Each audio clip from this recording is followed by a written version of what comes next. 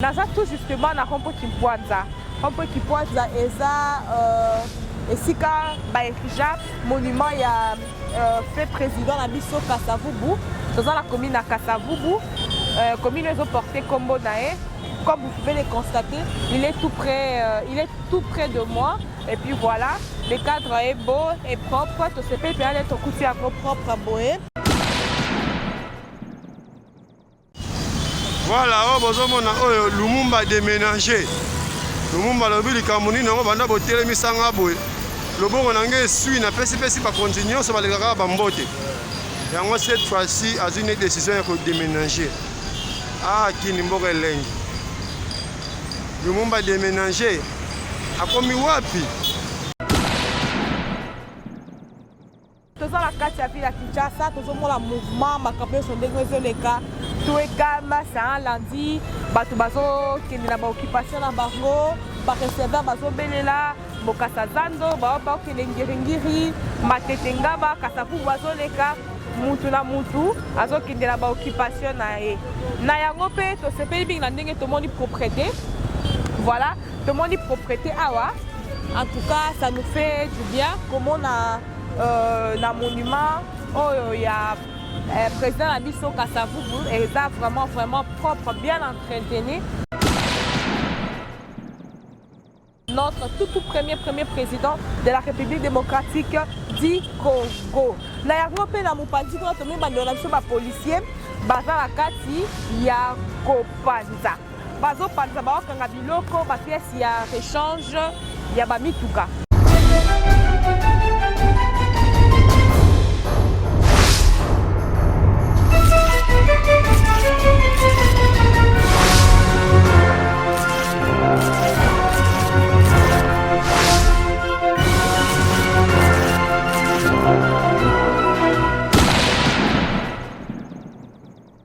Bonjour chers internautes de la cléboa.com, c'est Inès Bénéchaï na micro.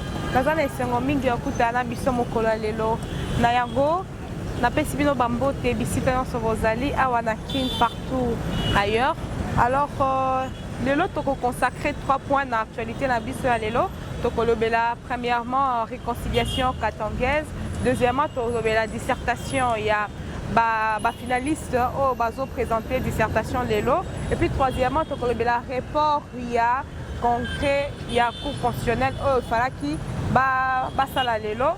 Alors na yango tozo continuer toujours na makambo oyo etali réconciliation katangaise.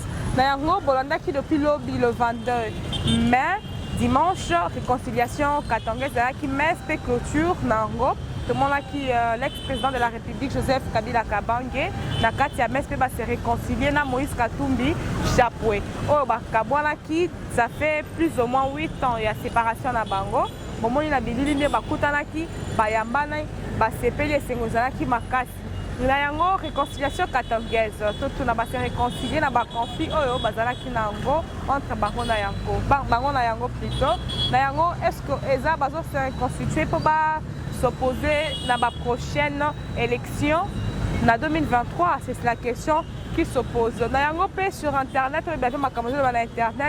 pendant que la réconciliation katangaise est en cours, tout le monde qui sont sur l'image, limité, que non, la réconciliation et ça entre Moïse Katumbi et Joseph Kabila, c'est sûr qu'il faut déséquilibrer d'un côté l'élection il y a 2023. Avec Makambo Telaki Congolité, est-ce que Moïse Katumbi a la président a postulé en 2023? Et deuxièmement, qui sont autour là. Na toujours Makambo élection, la réconciliation katangaise. Est-ce que Moïse Katumbi est toujours dans l'union sacrée? Est-ce dans l'opposition? Est-ce dans la mouka? Pour alors, deuxième point na biso, ils ont concentré na ba élèves finalistes il y a 6e année. Na yango mokolo lelo lundi le 23 mai 2022, ba élèves finalistes ya ba école nyonso dans tout l'étendue de la RDC. donc bazo passer la dissertation nationale na yango bana balataki kitoko balati ba uniforme à pembe babimi kitoko ya basi bakangisaki basuki babimi vraiment bien et ça biso esenga makasi comment na ba jeune sœur na biso bazo entamer ba épreuve ya dissertation motuna ezali est-ce que ndenge bakie wana bakozala à la hauteur ya ba sujet oyo bakotraite compte tenu ya bakambo nyonso ezosalema na baekole mwa nungunungu na baprofesseur bazofutama bien te est ce que vraiment bana basimilaki bamatière bien est ce que bana baza capable devant un sujet kodisserter est ce que baza capable ya kopousser baraisonnement plus loin. Et c'est ça la question que nous sommes en train de nous poser sur la jeunesse congolaise. On va passer épreuve na bango, il y a dissertation lelo. Na yango o toki ko souhaiter bango ezaka ka bonne chance. Toyebi ke ba professeur basala ki musala na bango, bako basala ki musala na bango et puis bako zala capable de s'en sortir na ba épreuve oyo ya dissertation. Na yango donc avant d'entamer troisième point, nous allons présenter bino bisika naza. Naza tout justement na Rompo Kimpwanza. Rompo Kimpwanza eza esika ba erija monument ya fait président na biso Kasavubu. Dans la commune à Kasavubu, commune ils ont porté Kombo nae. Comme vous pouvez le constater, il est tout près de moi.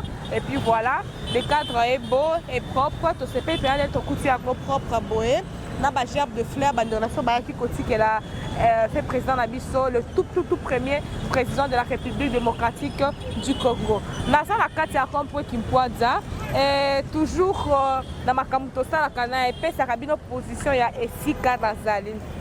Soki toke tout droit boé tokobima palais du peuple tobimi Willery toke ville. Soki to continuer boé toke na mupandi na nga ya droite toko ma victoire toke limité tokei de la bandundu Tchagou de tous ces côtés là. Alors na yango na mupandi na nga boye toko bima Kasavubu toko te lengesa toko ti ngiri toko ti makala.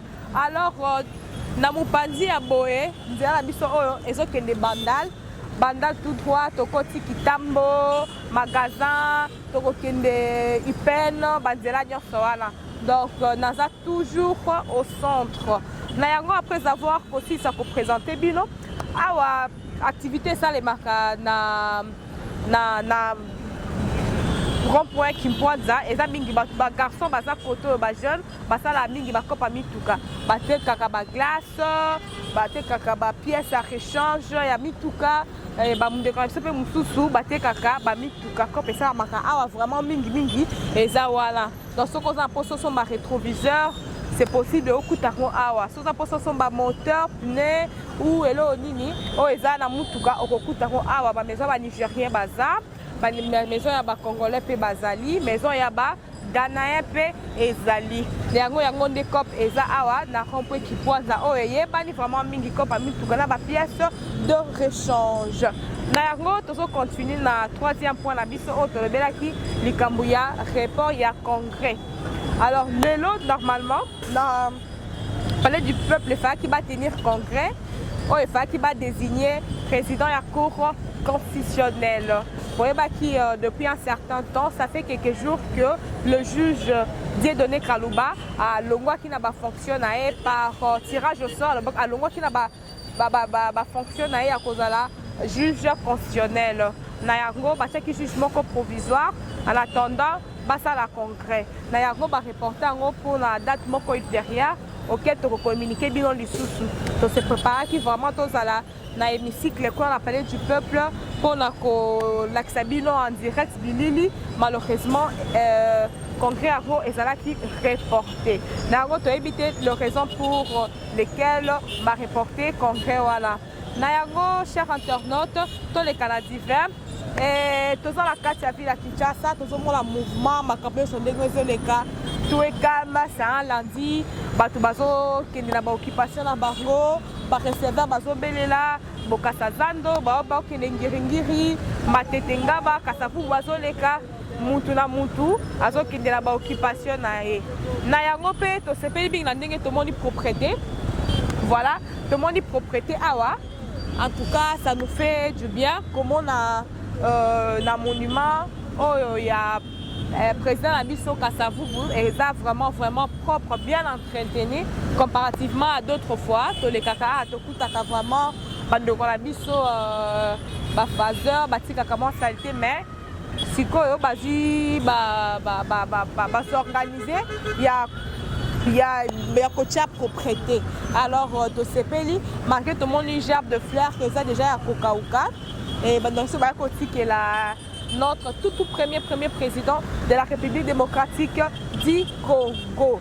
Na yango pe na mupandi ko to mibando na biso ba policier baza la kati ya kopanza. Bazo panza ba kanga biloko ba pièce ya rechange ya ba mituka. Donc bazo panza bazo pekisa bato bateka tout autour ya nzela. Bomoni ba onde baza ebele wana. Na yango bazo kanga bomoni ba kiti bazo kende ba kikotika ngo na la police kula. Papa Jordi, merci la Sokozeliga sur image wana au sala biso bien.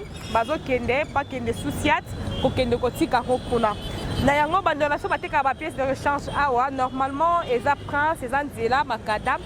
Il fallait pas bateka.